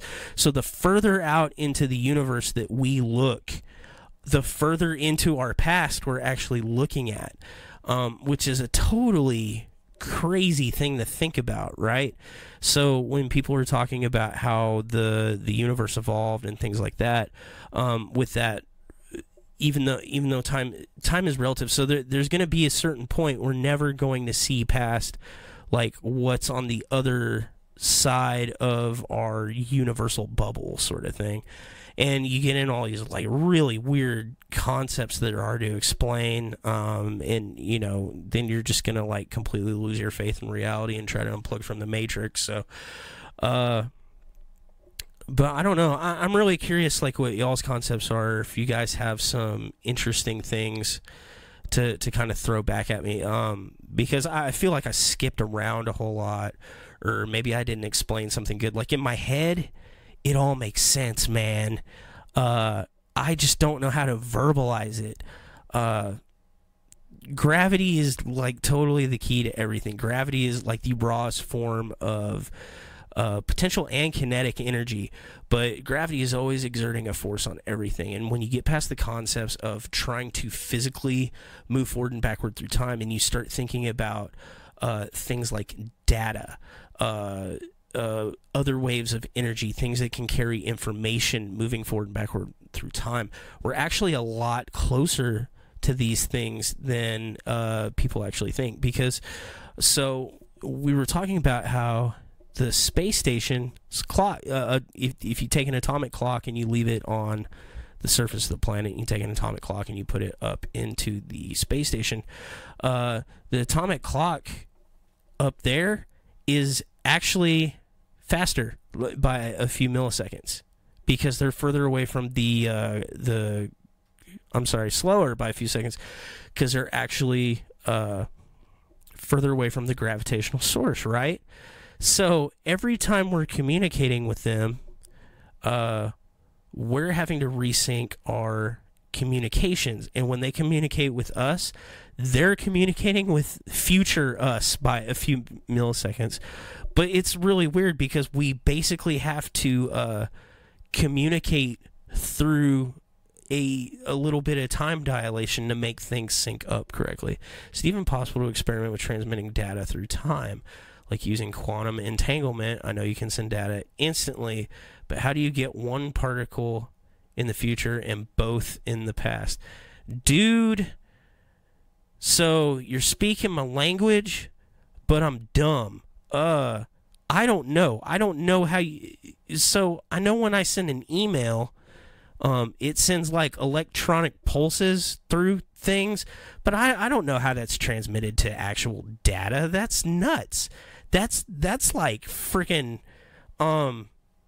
sci-fi to me. So when I'm talking about sending data attached to like particles through time, dude, I am totally talking out of my ass. So what this has made me realize is that gravity is the key to time travel. Absolutely, and that's exactly what I wanted to hammer into everybody's head that's listening. Gravity is the key to time travel, and a lot of people. And the thing is speed and velocity has always been kind of the mode of thinking for it, and that's because with enough speed, you can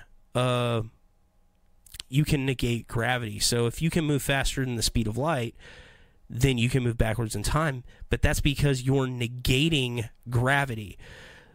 You don't have to physically move. You don't have to move anywhere to move faster than the speed of light.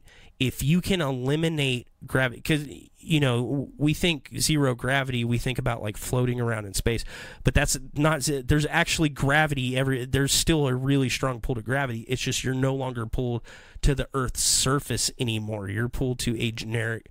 You are basically in orbit with the sun at that point in time, because when we get into space and we go into orbit, I don't think you're not flying around the Earth. You are falling faster than the Earth can spin.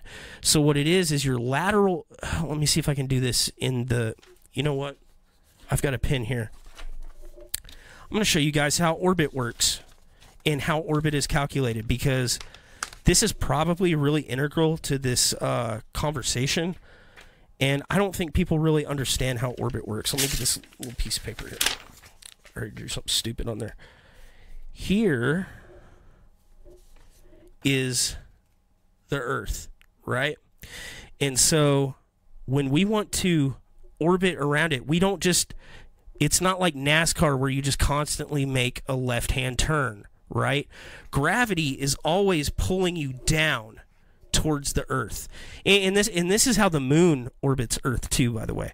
But say you're in a little spaceship,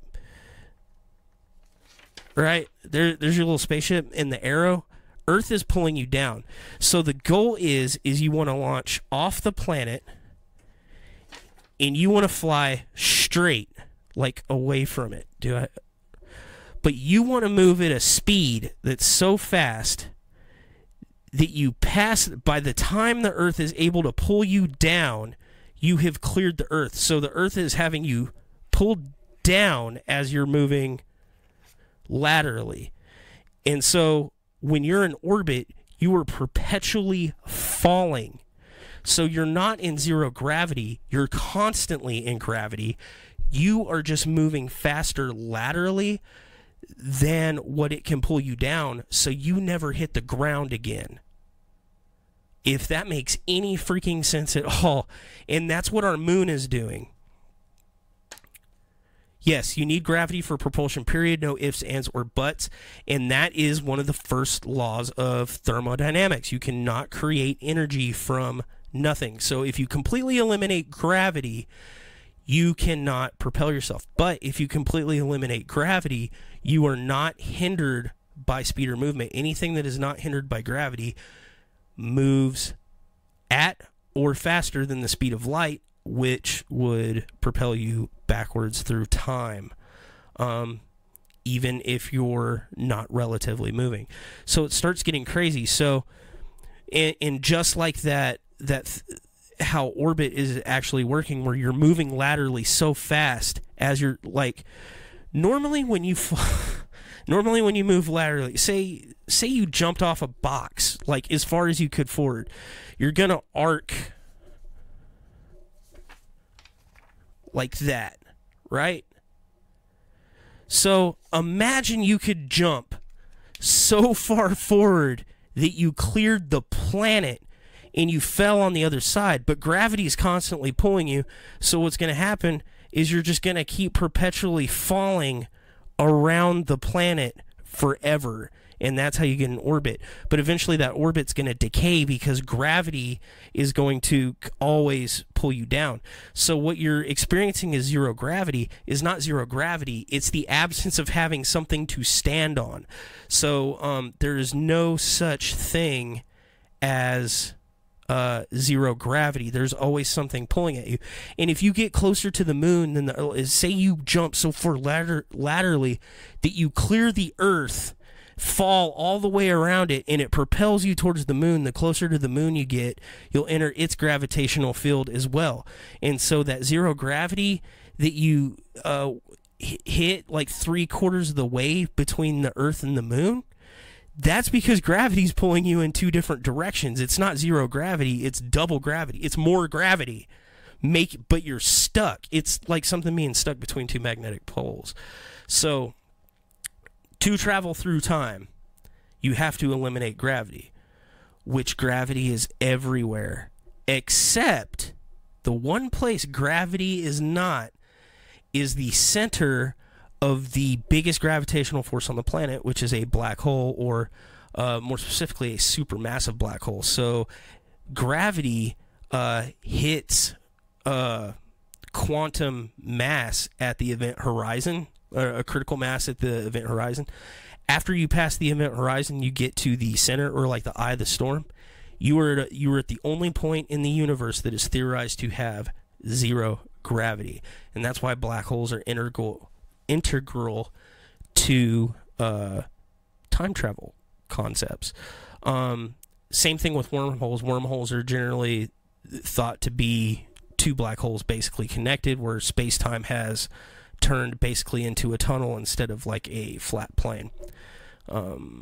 Okay, I got to catch up on some of these comments because I just went total nut job there for a minute. Oh my god, I just hurt my head trying to come up with plausible experiments sending data back in time. Yes, and like I said, I was just going over show notes trying to organize this, and my brain nearly exploded. I had to take some Fiorset just to get through this. We have satellites that do that. I'm not sure what that's necessarily in reference to, but basically to communicate. But I think I do know what you're talking about. Basically, like Hubble and things like that are so far away that we have to navigate that time dilation to sync up and talk to them. Basically, to those satellites, we're stupid now because everything takes so long to get to them, and the satellites are just like tapping their foot waiting for time to catch up. Yeah, because apparently our universe is falling, so even in space it's not zero gravity. It's no different than being in a rapidly descending airplane. Absolutely, except let me blow your mind again, the universe is homogeneous since there's no up, down, left, or right. And people generally think of the universe as kind of a spherical shape, which is a little bit more accurate than what I can explain. But if I took a balloon, if I took a very low inflated balloon, right, and I drew all the galaxies on it in a circle, and then I blew it up, every single thing on it in all the different places would expand on their own plane as the universe also got bigger. But there's nothing in that middle space, and there's nothing in that outside space, and it makes your brain explode. So a lot of people think of the universe as a ball where there's like a center and an edge, but the thing is it's actually more of a tubular sphere. I don't know how to explain the shape that's in my head, but it's homogeneous. And you can look that up, and then you can, slowly cry yourself to sleep at night knowing that the universe is a homogeneous thing that cannot be directly traversed. That's why we use airplanes to mimic zero gravity. Yeah, it's the fall, and it's exactly the same. And like one of the things about astronauts that have gone into space, if they've never been to space before, and they try to simulate it on Earth before they get there, so maybe not every astronaut, but a lot of astronauts get up there and puke, because the problem is they constantly feel like they're falling, because they are. That feeling you get when you kind of lean back in your chair too quick and you feel like you're about to fall? imagine having that 24 hours a day while you're in space. Like, they get used to it, but you're constantly in this free fall sort of feeling state until you get used to it, and then that free fall, it becomes relative to your position, and then you kind of desensitize to it. Like, you don't feel like it quite as much like you're falling anymore, unless you like look out the window and there's something relative to you. That's why a lot of times they feel better when they're inside the capsule. The entire universe is being pulled down to a certain point somewhere. Given this presidency, I would say the 7th level of hell. But actually, yeah, the universe is technically falling. If you think of it in terms of in all directions, right? So if the universe is expanding, think of it as falling in all directions. But a lot of that has to do with the propulsion from the Big Bang, which I don't know. This is a paranormal talk show. There might be some religious people that don't really like the Big Bang, but scientifically that, everything was exploded. So and this is one of the ways that we know this, because the thing is like, talk to a flat earther, they don't believe in gravity, which doesn't work, right? This totally blew my mind when I wrote that article the other day, and kind of started some of this discussion too. But flat earthers don't believe in gravity. They believe we're on a disc that is constantly going up like an elevator, and we're held to the ground because of perpetual motion, right? Which, ironically, has to function using some of Newton's laws. So they're getting really picky about it, but they say gravity isn't a thing. Well, the thing is nothing exists without gravity. Oh my God, you just get into these like really weird YouTube rabbit holes when you start to follow that. And so they think you're doing that. So the thing is if gravity wasn't a thing, everything would just kind of... I'm not even gonna get into it. I know Sarah really wanted to be in on a flat Earth discussion, so we might have to dedicate a show to that. Gravity hold down stomach acid in food. Imagine trying to hold good in your body without the aid of gravity, and you would probably say you somehow could survive the crushing gravity of traveling through time. If you were in the situation where there was absolutely zero gravity. Here's the deal: with absolute zero gravity, the molecules in your body probably couldn't hold themselves together. Like, you have to think about that. The thing that holds the atoms in your body together, and then the molecules that adhere to the atoms, and the neutrons and electrons, and then you get a little bit, we're talking about cells and all that. That's all gravity. That's all contained because of microgravitational forces, and you get into these like micro universes, and it becomes so freaking nuts. When you get into the discussion of trying to move that back and forth through time, it gets a little bit crazy. Oh, we got another comment. I think most Christians that also acknowledge science believe that God caused the Big Bang. Flat earthers are just idiots. Yeah, I'm fine with that. I've run into a lot of people that are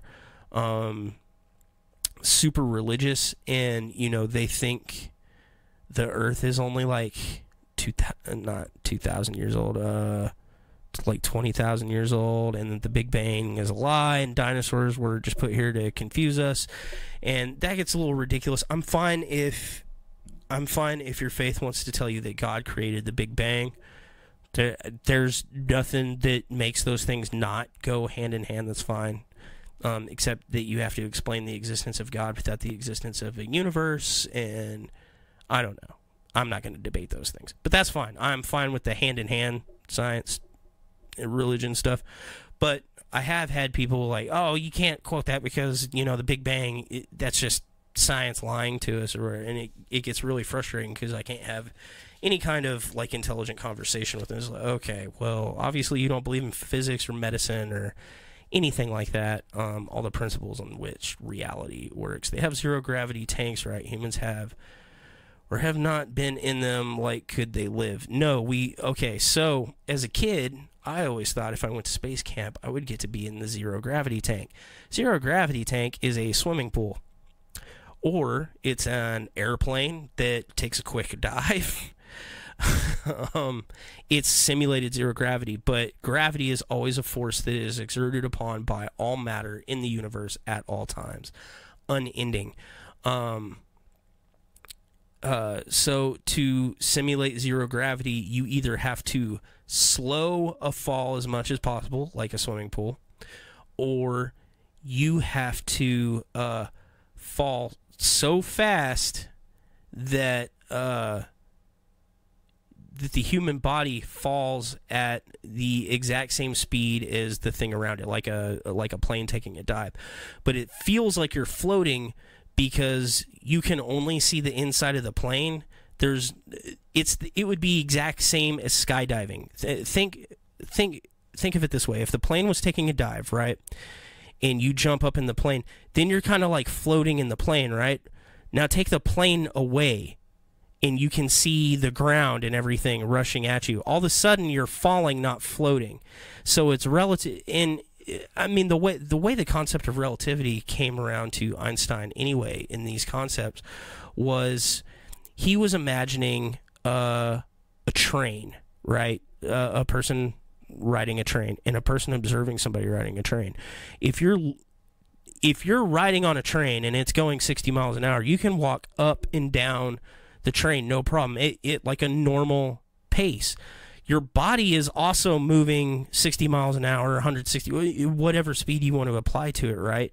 You're moving at the same speed as that. So to you, it seems like you're just walking normal, no big deal. You're jumping up and down, and since you're also moving at the same pace, you're jumping like that, right?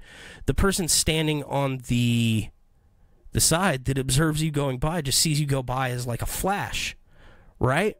So to you, time is moving slower. You perceive time as slower. To him, he's perceiving you as faster. So to the molecule, oh God, it's so hard to explain, because like if you also zip by that guy, it would look like he's going 60 miles an hour, but he's stationary, right? So you're oh my God. Y'all are getting me down a rabbit hole. It's so awesome. Right? So to the person on the train, the guy that's standing completely still looks like he's zipping by at a zillion miles an hour, when really you're the one that's moving, but to you, everything on the train is stationary. So it gets totally nuts. So time has to do with perception. Terminal velocity is the term you were looking for. Yes, terminal velocity. That is the maximum speed at which a body can fall. And that can actually be sped up with the absence of forces moving against an object in motion will stay in motion unless an opposite or equal force acts against it. Right, so if you remove the second part of Newton's law, then you can actually move faster than terminal velocity, and that is kind of an experiment you can do where you can drop a bowling ball and a feather at the same time, and the feather is gonna have a lower terminal velocity than that. But if you put the feather in a tube where all the air has been completely sucked out of it, then they both fall at the same rate, and everything falls at the same rate because they have the same amount of gravity acted upon that object with similar and then only mass matters, because massive bodies are attracted to each other. I'm not as dumb as I sound, but I am hitting the 2-hour mark, so I hope this was actually an entertaining episode. I really feel like I talked about a lot of stuff but didn't actually get anywhere. But I hope that's just my relative perception of what's going on, because I feel like I'm rambling to you guys.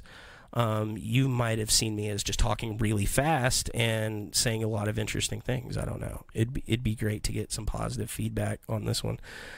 since I had to do it solo, since nobody wanted to talk to me about time travel. Probably because I go off on tangents. Like, I almost got like the red yarn and a map out to get all that going. But so anyway, those are kind of the basics of time travel. If you take anything away, speed is not the key to time travel. It's going to be gravity. Humans probably cannot move through time unless we can figure out how to make the human body survive massive amounts of gravity or lack of gravity, which a lack of gravity would make all your atoms fly apart. Too much gravity is going to make you condense, because the human body is conditioned to Earth's gravity. Unless you manipulate all these things, you can't move forward and backwards physically. But there are observations in nature, and not like your backyard nature, but like in the universe, where we can see time dilation in effect, and things moving forward, which means ultimately things have to be able to move backward at some point, and you don't have to get too deep into quantum mechanics to prove these theories. So even though I probably could not explain it as good as it needs to be explained, and we can always discuss it on a later show too, hopefully it did give you like some things to look up and kind of explore on the internet this weekend. And if you find anything cool, message us back. Post up your... I want to see more discussions on our board, guys. Like, I had a great time talking with some of you guys about different, like, theories of relativity and getting into discussions like that. I love seeing that stuff on our website, on the Facebook page, in private messages, emails. I really want to see you guys interact more. I want to answer more of the questions, and like, I would really love if we can continue these podcast discussions well after the episode ends, So there's all that. So any ideas you guys got, any questions that you think I should clarify on, or anything that you need to correct that I said, because I guarantee I said something like incorrect. Like, way incorrect. Way. But just, hit us up. So, also, our next episode is going to be episode number 40, which is pretty exciting. I think that calls for a celebration, super special episode. I think we're going to talk about skinwalkers for episode 40, which is something that is deeply ingrained into the North Texas, the NT paranormal lore, and all our investigations and everything. And so we're going to get really in depth on that. And we're going to try not to reference Kyle too much that episode. We're going to actually just talk straight skinwalkers. Try to look up a lot of cases. I already started doing the research, and I found one where it was claimed is a legitimate defense in a murder trial. So that should be a really interesting episode. I know Sarah's going to be in on that one. Anyway, I hope you all like the show. If you got any questions, comments, corrections, anything like that, keep it going. If you guys start doing some research, because I lit a fire under your ass about it, and you find something cool, post it up. I want to talk about it, because I'm really passionate about these different topics we do, and I always feel like we do the podcast on it, and then it just kind of goes away, and like, we can always revisit them on later podcasts, but I want to keep it going. I want to keep the discussions going. I want to keep the community active, that sort of thing. And I really appreciate you guys watching the show, listening to me ramble on, putting up with all the stupid jokes and the half-ass explanations, but you guys know we're really passionate about it, and we're really serious about what we do when we get down into it. So thanks, everybody, for watching. I'll catch you guys next week with Sarah, and yeah, should be a good show. Everybody have a great weekend.